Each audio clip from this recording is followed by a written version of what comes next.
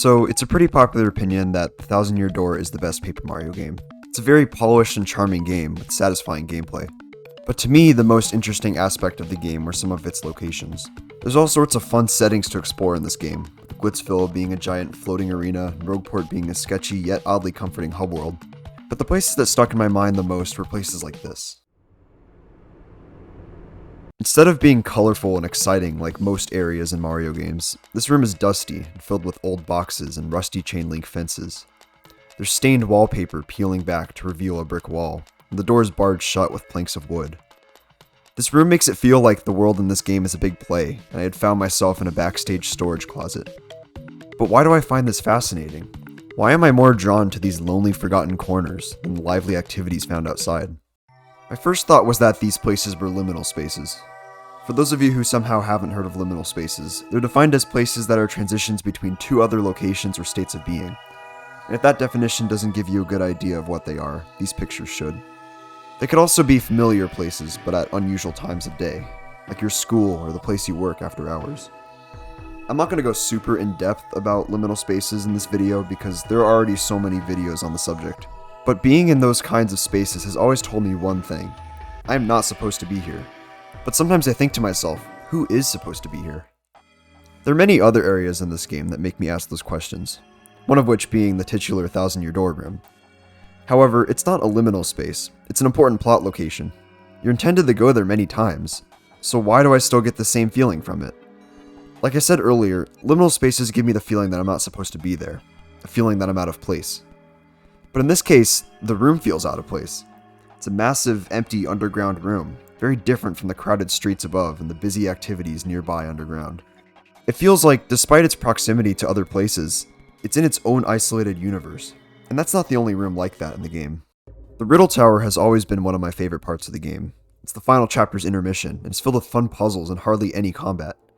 But the Riddle Tower and the surrounding area have always had an unexplained calmness compared to the rest of the Palace of Shadows. Why is this place so open? Especially given that it's under Rogueport.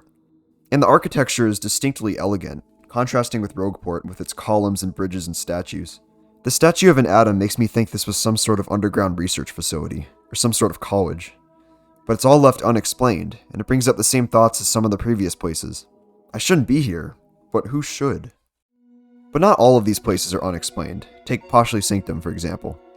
This building serves the clear purpose of protecting the Crystal Star, with its fake room and decoy star, as well as the hidden room with the real star.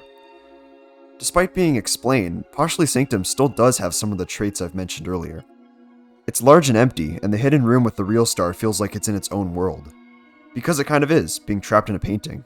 But it's also surrounded by a pretty normal, albeit wealthy town. There's one more place I'd like to talk about, and that's this factory room found in the X-Naut Fortress. I get the feeling that I don't belong here for the obvious reason that Mario is the main threat to the X-Nauts. But it has the other traits I've mentioned earlier. It's large and empty with no tangible purpose. Why does this large factory room exist? Why is it on the moon? What do they make here?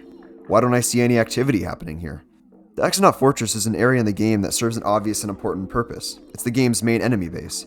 It's just this room that feels out of place.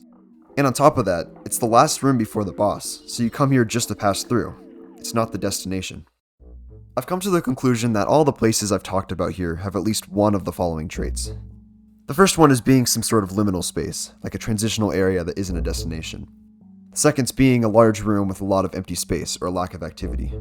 The third is feeling isolated and lonely, like it's in its own universe, while also being near more busy areas. The fourth trait is making the player feel unwelcome, while not always having an obvious reason to feel that way. And the final trait is not serving a clear purpose within the game's world.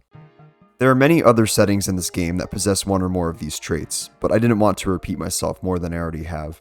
The places I talked about in the video have always intrigued me, some of which have even appeared in my dreams. I felt driven to look at these places and try to explain why they have stuck in my mind, even subconsciously. This was not intended to be a theory video where I go in depth about this game's lore. This was just me noticing an interesting detail and trying to explain what makes it so interesting to me. I know this is different from what I've put on my channel in the past, but I wanted to start making more unique, uncategorized videos, where I can just talk about video games without adhering to a format or series. I hope you enjoyed the video, and if so, I plan on making more in a similar style to this one, so stick around if you're into that kind of stuff. If not, it's been a pleasure having you here. Thanks for watching and have a nice day.